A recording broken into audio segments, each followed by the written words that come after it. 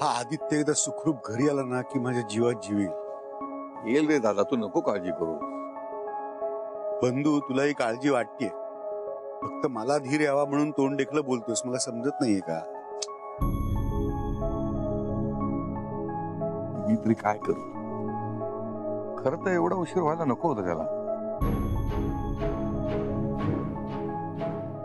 सईने आदित्यला नकार दिला नसेल ना, आणि तिने नकार दिला म्हणून त्यांनी जीवाचं. हे दादा, काहीतरी काय बोलतोस तू? नाही रे, हे असले प्रकार हल्ली फार होतात. आपण ऐकतो, वाचतो. ते तुला माहिती आहे, आपलं पोरग आहे हळवून. सईने नकार दिला म्हणून यांनी जर का काही जीवाचं बरं वाईट केलं असेल ना, तर मी सईला. तू शांत हो, एकदम पराचा कावळा करू नकोस. मुळात सई आदित्यला नकार देणं शक्यच नाही. हो ना. आणि समजा तिने नकार दिलाच तरी आपली दोन्ही मुलं समजूतदार आहेत. ती शांतपणे बसून योग्य तो निर्णय घेतील. त्यासाठी आदित्यने सईच्या घरी जाणं गरजेचं आहे. म्हणजे आदित्य तिकडे गेलाच नव्हता. कसं शक्य आहे? सईशी बोलण्यासाठीच तो घरातून निघाला ना. तो इथनं निघाला पण सईच्या घरी पोहोचलेला नाहीये. म्हणजे आम्हाला तरी तसं सांगण्यात आलं. कुणी सांगितलं? सुयशने. सुयशने? हो, तो सुयश सईच्या घरी ठिय्या मांडूनच बसलाय. बंधू, तुला सांगतो, तो सुयशानं जर का. अरे तो सुयश खड्ड्यात गेला रे.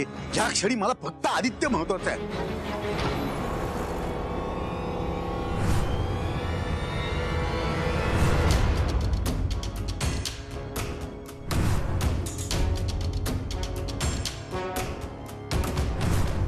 अरे दादा, आदित्यला आम्ही सगळीकडे शोधले, तो कुठेही सापडला नाहीये. तू गेला कुठे हा पोरगा? दादानो, तुमचा पुरे आया.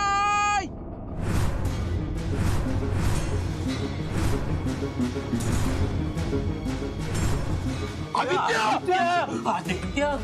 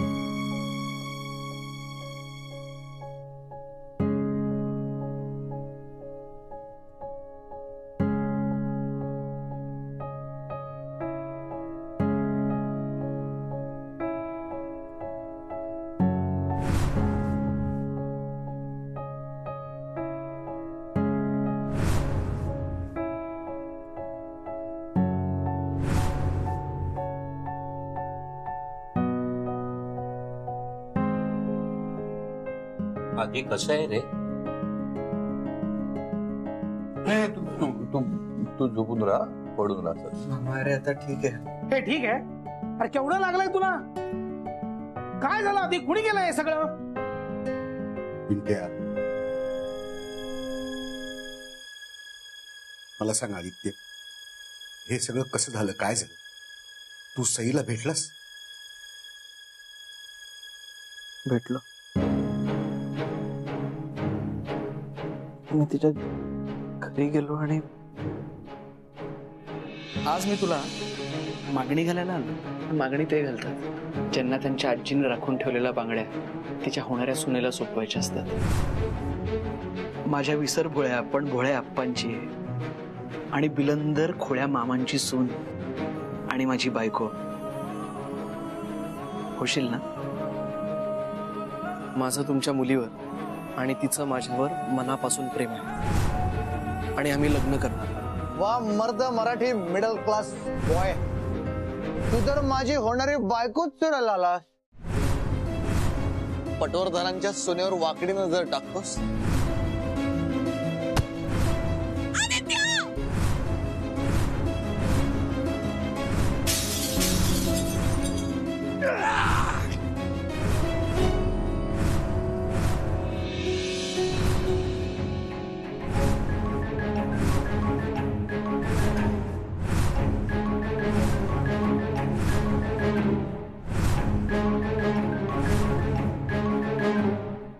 सुयश, मी म्हणालो होतो ना मला सुयशवर संशय आहे म्हणून. हा, त्या सुयशची लक्षणं काही बरी वाटत नव्हती मला, पण आता तर त्याने हत्या केली, त्याला त्याची फळं मिळायलाच हवी. अरे त्या बोलत बसत का वेळ घालवताय?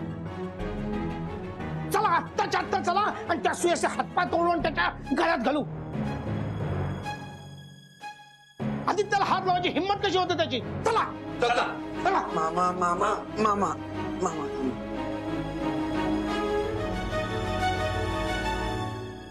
सुयशने मला ते काही केलं ते ठीक आहे, पण तो सईचं आयुष्य उद्ध्वस्त करायला निघालाय.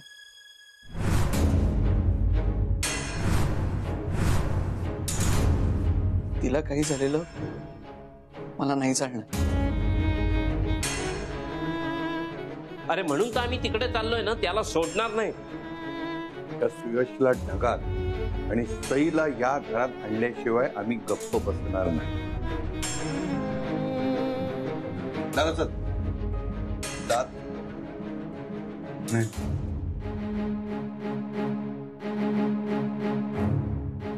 मीही येणार नाही आणि माझा ऐका, तुम्हीही आत्ता जाऊ नका. अरे पण दादा, मला काय तुमच्यासारखा राग आला नसेल का? पण लक्षात ठेवा, आता जर का रागाच्या भारात आपण काहीतरी पाऊल उचललं तर त्याचा त्रास सईला जास्त होण्याची शक्यता आहे. पण मग आपण काय हातावर हात ठेवून बसून राहायचं? मुळीच नाही.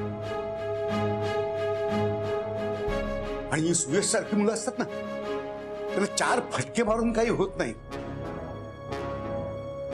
ही बांडमुळं कितीही कापली तरी परत परत येत राहतात. त्यांना मुळापासूनच उखडायला लागतं. त्यामुळे सुयशची पाळं मुळं किती खोलवर रुजलेत, कुठे रुजलेत ते बघायला हवं.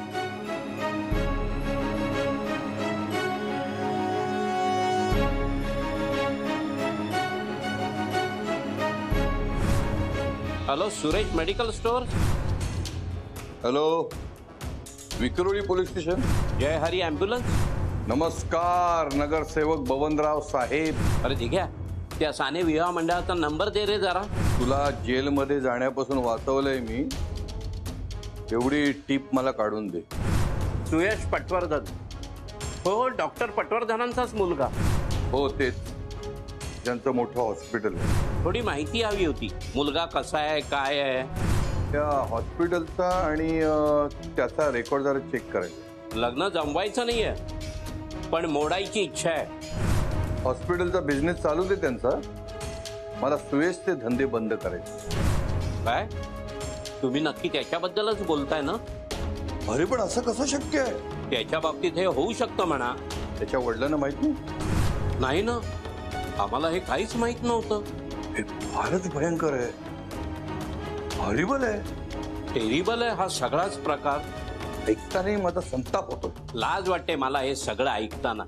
हो पण याचा पुरावा आहे, पुरावा. ही खबर 100% खरी आहे ना? बर बर, ओके, थँक्यू. काय रे, काय झालं? सांगा आता लवकर, उत्सुकता ताणू नका, सांगा. आता ताणायचं नाही, आता तोडायचं आहे. म्हणजे सुयश अतिशय डेंजर मुलगा आहे. त्याचं सईशी ठरलेलं लग्न आपण मोडलंच पाहिजे. त्याने काय केलं, कसं केलं, हे जर तुम्हाला कळलं ना तर मी चळचळ कापायला लागला. ऐकवणार नाही तुम्हाला, सुन्न होऊन जाल तुम्ही. एवढं नक्की सांगतो, त्यांनी सईवर काहीतरी प्रेशर टाकून तिला लग्नाला तयार केलेली आहे. अरे नीट काय ते सांगा ना. नाही नाही, आता सांगूच ना. आपण जाऊन उद्या सकाळी सईच्या आई वडिलांना सगळं सांगूया. म्हणजे तो सुयश जर काही इतका खालच्या थराचा असेल ना तर त्यांनाही कळायला पाहिजे. अरे कुठल्या आई वडील अशा मुलाशी आपल्या मुलीचं लग्न लावून देतील?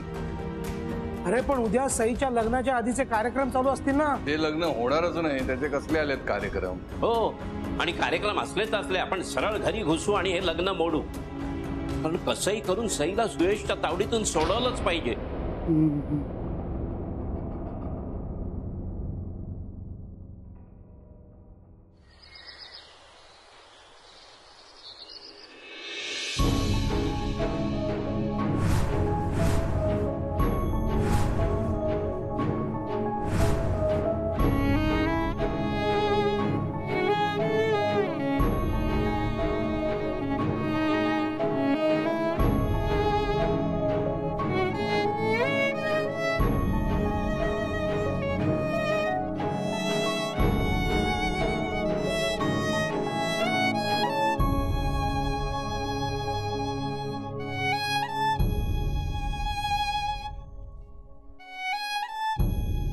माझ्या एकुलत्या एका मुलाची म्हणजेच सुयशची होणारी बायको आहे सई.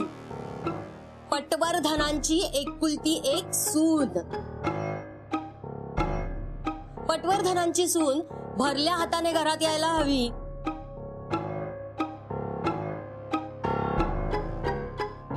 चांगले दोन्ही हात भरून बांगड्या भरा तिला. ताई हात पुढे करा.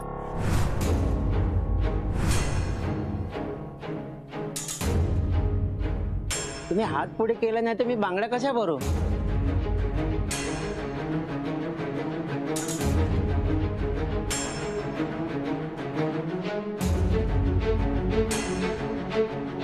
ह्या बांगड्या काढा. काचेच्या बांगड्या भरायच्या असेल तर या बांगड्या तुम्हाला काढावंच लागेल. द्या मी काढतो.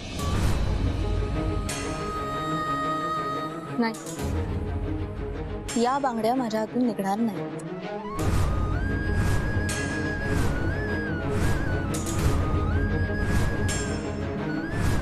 का ग? घट्ट आहेत का खूप? नाही, बांगड्या नाही, माझं मन घट्ट आहे.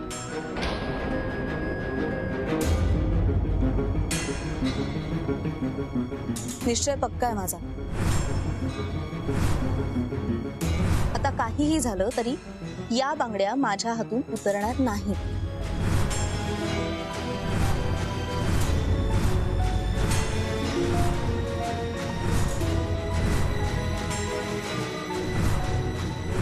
माझ्या या हाताने बांगड्या भरवल्यात मी तिला. नाचून मानली माझी. माझा निर्णय बदलण्याची हिंमत कशी झाली? आणि झाली तर झाली. माझ्या सुनेला इथे येण्यापासून अडवलं आणि माझ्या नातवाला मारझोड सुद्धा केली. काही नाही, ब्रह्मेच्या सुखात नाक घुसणाऱ्यांच्या पोटात मला सुरा खूपच पाहिजे. कुठे गेला माझा सुरा? ओ आप्पा, सुराबिरा काही काढू नका. मग काय काढू? तुझी चड्डी? आप्पा, तुम्ही कायदा हातात घेऊ नका, नाही तर या वयात तुम्ही जेलमध्ये जाल. मग काय? तुमच्यासारख्या बुचट आणि पेदरट लोकांबरोबर होण्यापेक्षा जेल परवडली. बोलचट पेदरट? आप्पा, वय झालं ना तरी अजून आमच्या मनगटात ताकद आहे. ते घेऊन या ना माझ्या नागसुनाला. आणि नाही आणलं तर या हाताने त्याच मनगटात बांगड्या बरीच बांगड्या. अहो आप्पा, तुम्ही शांत व्हा. सगळं तुमच्या मनासारखंच होणार आहे. अहो, आम्ही तेच करायला चाललोय. आजच्या आज ते लग्न मोडेल आणि तुमच्या आदित्याचं सईशी लग्न जुळेल. आणि जोवर हे घडत नाही तोवर आम्ही घरी परत येणार नाही. आणि जर तसं झालं नाही तर बांगड्याच काय, साडी सुद्धा नेसू आम्ही. नक्की? आप्पा, मी शब्द देतो तुम्हाला. बस. ते जरी असलं तरी माझा सोटा आणि सुरा कुठे येतो शोधा आणि घेऊन जा. बरोबर कामाला आहे. अहो आप्पा, पण त्याची गरज नाही लागणार आहे.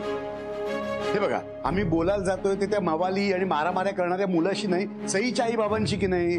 आणि लग्नाची बोलणी जर का मोठ्यांमध्ये होत असतील तर लहानांचा काय संबंध सांगा मला. तर तुम्ही शांत राहा इकडे, आम्ही बघतो काय करायचं.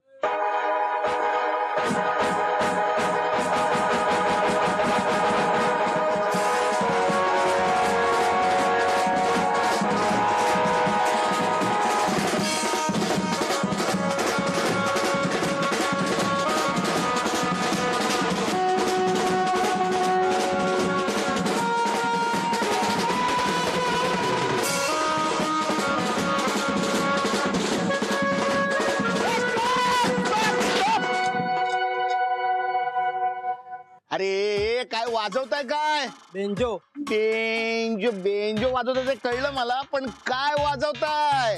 म्युझिक. म्युझिक? अरे माझ्या पोरीचं लग्न आहे, कुस्तीची टुर्नामेंट नाही. जरा नीट वाजव. भप्या बिराजदार नाव ऐकलंय काय? नाही. नाही? बरोबर आहे. अरे बाबा, लालबाग, परळ, काळा चौकी, डोंगरी, कुठल्या पण लग्नाच्या वरातीत जाऊन बब्या बिराजदार नाव घेतलंस ना तर लोक डायरेक्ट हतिंगडांग सुरू करतील. अशी बँजो पार्टी होती आपली, माहितीये काय? अरे पण गेले ते दिवस. बब्या बिराजदारला तिकडे सोडून शशी बिराजदार इकडे आलाय आणि म्हणून तुम्हाला बोलवलंय, तेव्हा जरा नीट वाजवा. हो बब्या भाई. ए बब्या भाई नाही, शशीभाई नाव आहे आपलं. बब्या कोण, शशिकम. 4 लोकात काय पण नाव घेऊ नका, वाजवा.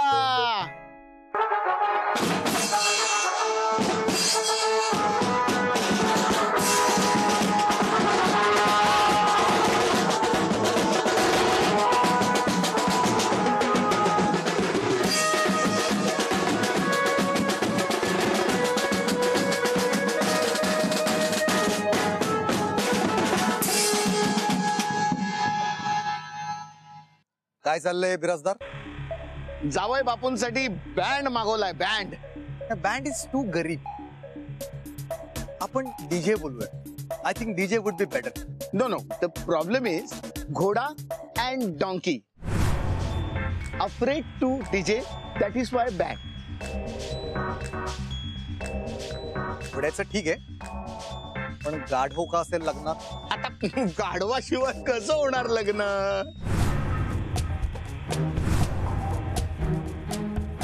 मला गाढव म्हणताय? त्याच्या नाही, तुम्हाला कसा गाढव म्हणेन मी? याला म्हण, ए गाढवा, नीट वाजव रे, नीट वाजव.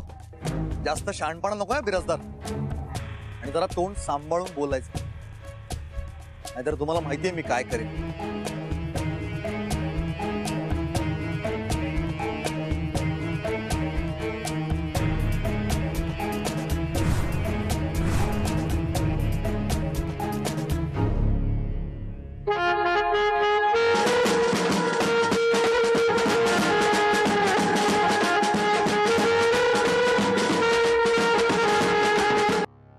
आपण विचार करून तयारी करून चाललोय, पण आता अजून तुझा पाण आहेच का? अरे बाबा तसे नाही. आपण आदित्यचं लग्न सईशी लावून देऊ, पण तिचे आई वडील सईचं लग्न आदित्यशी लावून द्यायला तयार होतील का? ते सुद्धा तिचं आधीचं ठरलेलं लग्न मोडून.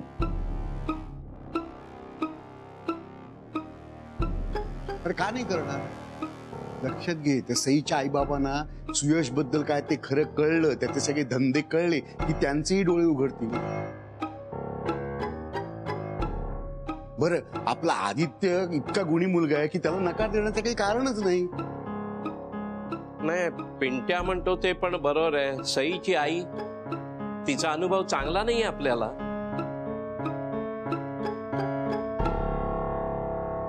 हा ते आहेच. अरे पण सईचे बाबा ते समजूतदार असणार, एवढा श्रीमंत बिझनेसमन, मोठा, चांगले उच्च शिक्षित असणार, त्यांच्याकडे काही वेगळी समज असेल, जबाबदार आहेत ते. आणि अरे मुलीचा बाप आहे तो. मुलीचे बाप जास्त हळवे असतात मुलींच्या बाबतीत, भयंकर काळजी असते त्यांना मुलींच्या बद्दल. आणि मी स्वतः बोलेन त्यांच्याशी, त्यांना सगळं पटवून देईन, बाकी कोणाला नाही तरी त्यांना नक्की पटेल. मग पहा, ते सईचा हात स्वतःहून आपल्या आदित्याच्या हातात देतात की नाही. चला तर मग बिराजदारांच्या गडाकडे कूच करूया. चला, मी पण येतो. थांबा बाळराजे, तुम्ही इथेच थांबा. तुम्ही तुमची काळजी घ्या, कारण तुम्ही जखमी झाला. गड सर करायला मावळे मामा समर्थ आहेत. प्लीज मला तुमच्या बरोबर येऊ द्या. तुम्ही त्या बिराजदारांना ओळखत? अरे बाबा, आम्ही तुला ओळखतो ना. तुझी हालत बघ काय झाली आहे. या अशा अवस्थेत तुला काय फरफटत नेऊ का आम्ही तिकडे? तुझे सगळे बॉडी पार्ट आहेत ना डॅमेज झालेले आहेत. तू जरा ऑइलिंग ग्रीसिंग करून असं तयार हो लग्नासाठी पठ्या. हे बा आदित्य, तुझं काम तू केलंस. आता सनदशीर मार्गाने त्या सईचं सुयशी होणारं लग्न थांबवून तिला आपल्या घरामध्ये आणण्याची जबाबदारी आमची आहे. आज त्या सुयशचं पितळ उघडं पाडतो. सईला सुयशच्या तावडीतून सोडवायचं. आदित्य आणि सईच्या लग्नाची बोलणी पक्की करायची. आदित्य आणि सईच्या लग्नाचा बार डुडुम. चला तर मग, चला.